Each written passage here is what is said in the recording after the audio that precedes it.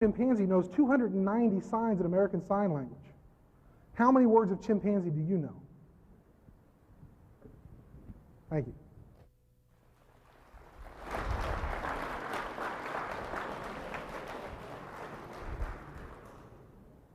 All right, let's see. If we evolved from apes, why do we have a conscious know what is right and wrong, and apes do not? I think it is fascinating to study the apes. The apes are very complex creatures, and I'm thrilled for those who take time to study them and try to protect them and things like that. I'm certainly not in favor of exterminating any species at all.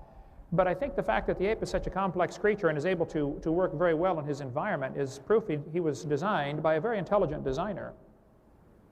Certainly not proof that we have a common ancestor with them. Again, a freshman law student could take that one apart in a few seconds if it was on trial.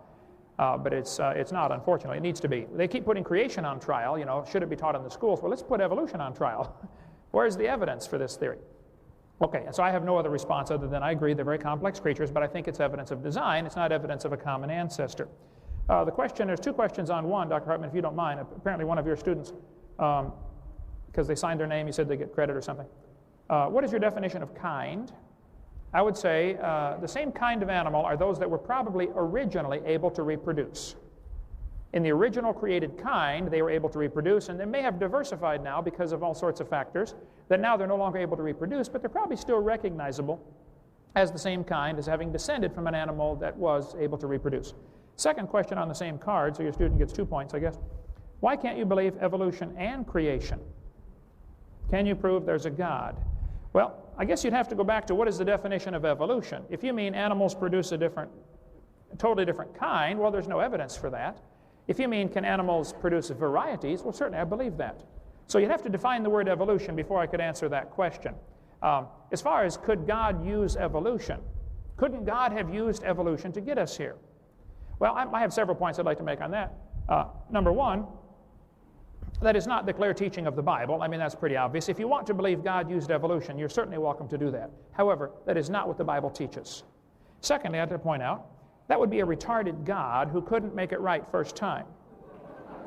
I would not worship a God like that, that's for sure.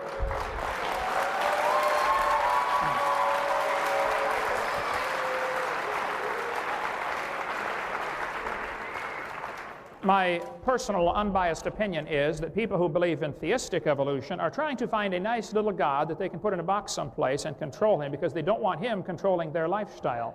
That's my personal opinion. Thirdly, it's not in the character of my God to use misfits, suffering, and death like evolution calls for. Evolution calls for blind chance, randomness, nobody knows what's going on, let's just toss it out and see what happens. That's not in the character of the God that I worship. Fourthly, it nullifies the need for the death of Christ. If there was already death here in the world, if creation is true, then man brought death into the world, and death is a terrible thing. If evolution is true, death brought man into the world, and death is a wonderful thing because that's how we get ahead. See, if evolution is true, one species has to, or one animal within the species has to evolve a little better than the rest, and the rest of them have to die in order for the good one to take over the living space. That's Adolf Hitler's philosophy exactly. Number 5, there's no evidence for evolution anyway, so why compromise a perfectly good Bible with a dumb theory like that?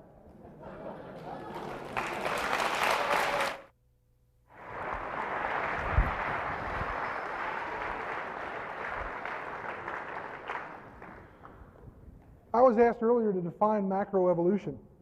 Macroevolution is simply an accumulation of microevolutionary change over time such that you no longer get two species who are capable of mating naturally and producing fertile offspring. That's what Dr. Hovind just said happened. You have animals branching out until they're no longer able to reproduce. That's macroevolution, and I'd like the 250,000 in small bills delivered to my office. I mean, that's it, folks. That's our definition of macroevolution. It's the definition that's in all the science textbooks. That's macroevolution in a nutshell. You get enough accumulated microevolutionary changes until you can't have two species mating and producing the same kind of animal anymore. That's it. In fact, I put the chart up there and I explained it to you. That's what it is. Why can't you believe evolution and creationism? I don't see why you can't. I don't think that if you're a theistic evolutionist or whatever term you want to call them, that you're necessarily putting God in a box, trying to control God. I think it's people that are trying to figure out a way that they can merge their faith, their belief, their notion of spirituality with what their eyes and their mind tells them, what we observe about the natural order of the world. You know, there has to be a way. If I believe, and I'm using the I rhetorically, if I believe there's a God, but I also understand that evolution is the way things work, then I'm going to try and put the two things together, and I don't think they have to be mutually exclusive. Can you prove there is a God?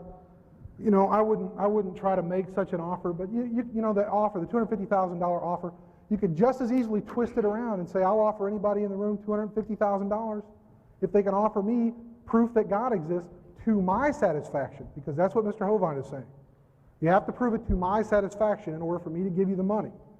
Well, again, I'll ask what his criteria are. Well, proving all five of those literally means you do have to create a new universe, because that's the first step in his list of things that you have to prove.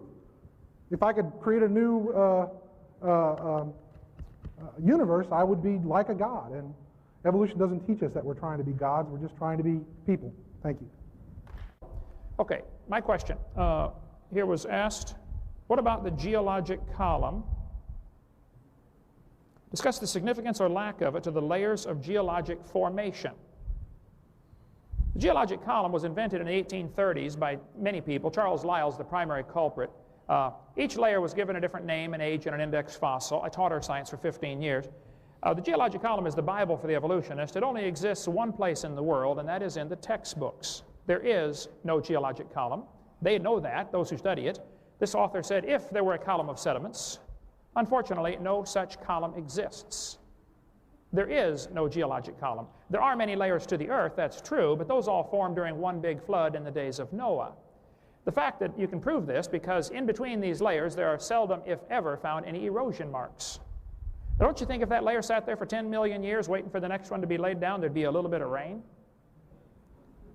Plus, where did the next layer come from? But from further sediments, which indicates more water moving. So, of course, there'd be erosion marks. There aren't erosion marks between these layers. The geologic column is a hoax. It doesn't exist. It's based on circular reasoning. I go through that on my videotape number 4 for 30 minutes about the geologic column. The layers are not different ages. They cannot be. And it's all based on circular reasoning. I prove all that from lots of quotes on video number 4. Let me get to one more point in my last minute. It's all dated by index fossils. Get up here. Oh, right here. No. All over the world, petrified trees are found standing straight up. They're running through multiple rock layers. Now, these rock layers are dated at vastly different ages. They'll say this layer is 10 million years older than the one, above it, and yet we find petrified trees standing up in the vertical position. Sometimes petrified trees are upside down, running through many rock layers. Those rock layers all had to be laid down in a big flood. The tree didn't stand there for millions of years waiting for the mud to form around it. Mount St. Helens is producing the exact same phenomena right now from the thousands of trees that were blown into Spirit Lake back in 1980. They're being buried standing up. None of them grew there. And it's going to look like a miniature geologic column someday. And it happened because of a flood. So the geologic column, it's tragic that this is taught to students in school as if it's some kind of fact when it's absolutely not. It's a bunch of baloney. We cover that in video number 4 and also on my website. Thank you.